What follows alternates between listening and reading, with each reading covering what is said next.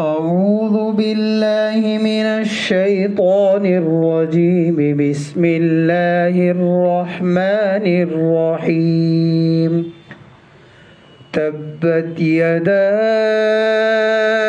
أبي لهب وتب ما أغنى عنه ماله وما كسب۔ ہاتھ ابو لہب کے برباد ہو اور وہ خود برباد ہو چکا ہے، اس کی دولت اور اس نے جو کمائی کی تھی وہ اس کے کچھ کام نہیں آئی۔ سَيَصْلَى نَارًا ذَاتَ لَهَبٍ وَامْرَأَتُهُ حَمَّالَةَ الْحَطَبِ۔ وہ بھڑکتے ہوئے شعلوں والی آگ میں داخل ہوگا اور اس کی بیوی بھی لکڑیاں ڈھوتی ہوئی۔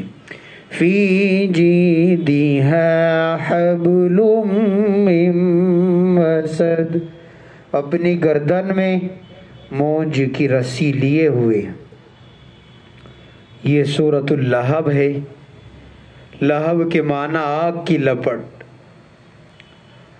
اللہ تبارک و تعالی نے اس میں بتلایا اگر تم حق پر ہو اور کوئی تم کو ستاتا ہے تو صبر کرو، جلد اس کا انجام تمہارے سامنے آ جائے گا۔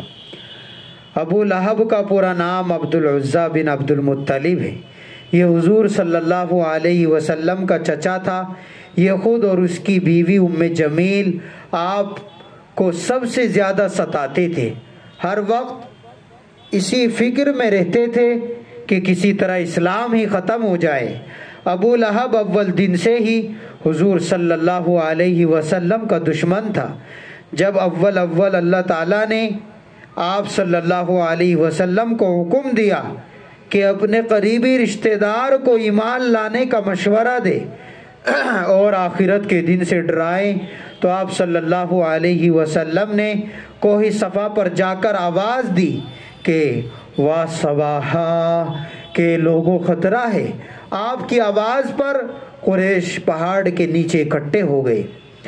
آپ نے فرمایا اگر میں تم سے کہوں کہ ایک دشمن تم پر چڑھ آیا ہے اور حملہ کرنے والا ہے تو کیا تم یہ بات سمجھ سکو گے اور تصدیق کرو گے؟ سب نے یک زبان ہو کر کہا بے شک سچ سمجھیں گے اور آپ کی تصدیق کریں گے۔ آپ نے فرمایا دیکھو میں تم کو آخرت کے عذاب سے ڈرانے آیا ہوں۔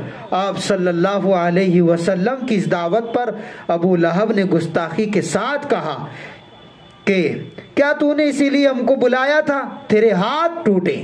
یہ کہہ کر تکبر سے ہاتھ مٹکاتا ہوا چلا گیا۔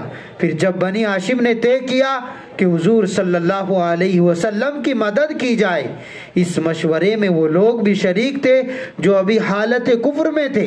ابو لہب نے اسی خاندان کا آدمی ہونے کے باوجود آپ صلی اللہ علیہ وسلم کا ساتھ چھوڑ کر قریش کا ساتھ دیا۔ پھر قریش نے جب بنو ہاشم کا ایک گھاٹی میں بائیکاٹ کیا اور اس کی باقاعدہ دستاویز لکھی گئی تو ابو لہب بھی اس میں شریک تھا۔ اس بائیکاٹ کا مقصد یہ تھا کہ بنو ہاشم بھوکے مریں گے تو حضور صلی اللہ علیہ وسلم کو قریش کے سامنے ڈال دیں گے۔ ادھر حضور صلی اللہ علیہ وسلم کے نبی ہونے سے پہلے ابو لہب نے اپنے دو بیٹیوں سے اپنے دو بیٹوں سے حضور صلی اللہ علیہ وسلم کی دو صاحبزادیوں کی رقیہ اور ام کلثوم رضی اللہ عنہما کی منگنی پختہ کر رکھی تھی۔ جیسے ہی آپ نے نبوت کا اعلان کیا اور اللہ کی طرف سے آپ کو نبوت سے سرفراز کیا گیا اور نکاح کی، ادھر اس نے نکاح کی بات ختم کر دی تاکہ آپ پر اور زیادہ زور پڑے، آپ کو تکلیف پہنچے۔ آپ صلی اللہ علیہ وسلم حج کے زمانے میں جس قبیلے کے پاس بھی جاتے دین کی دعوت دیتے، لیکن ابو لہب پیچھے پیچھے ہو لیتا اور چلا چلا کر بولتا کہ آپ کے خلاف بدتمیزی کرتا۔ اتفاق سے اس کا گھر بھی آپ صلی اللہ علیہ وسلم کے دولت قدے سے قریب ہی تھا، اس طرح اور زیادہ یہ ستاتا تھا۔ بیوی کا بھی یہی حال تھا۔ خاص طور سے وہ جنگل سے کانٹے باندھ کر لاتی تھی اور آپ کے راستے میں ڈالتی تھی کہ آپ کو تکلیف پہنچے۔ اللہ تعالیٰ نے یہ صورت نازل فرمائی اور صاف صاف فرما دیا کہ تباہی تو ابو لہب کے واسطے ہیں، نہ اس کا مال کام آئے گا اس کو، اور نہ اس کو دولت، اور آخرت میں تو یہ دہکتی ہوئی بھون دینے والی آگ میں داخل ہوگا، اس کے اور اس کی بیوی بھی۔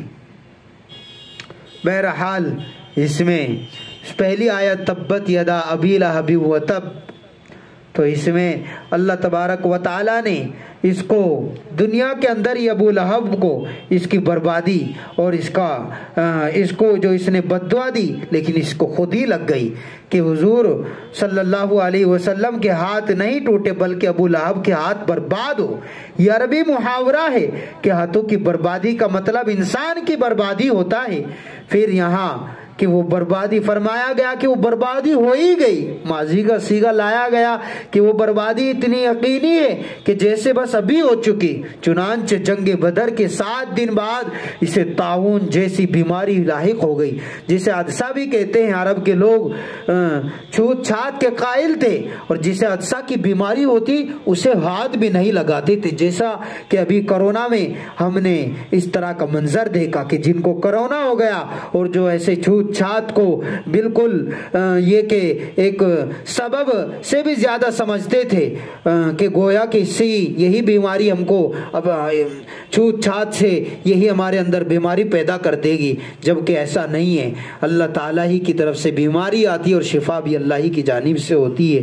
بہرحال یہ عرب کے لوگ چھوت چھات کے قائل تھے، تو اس کو یہ بیماری لگ گئی اور یہ اسی حالت میں مر گیا۔ اس کی لاش میں سخت بدبو پیدا ہو گئی، یہاں تک کہ لوگوں نے کسی لکڑی کے سہارے سے اسے گڑھے میں دفن کیا، اور اس کی بربادی دنیا ہی میں اور آخرت میں تو یہ دہکتی ہوئی آگ میں داخل ہوگا۔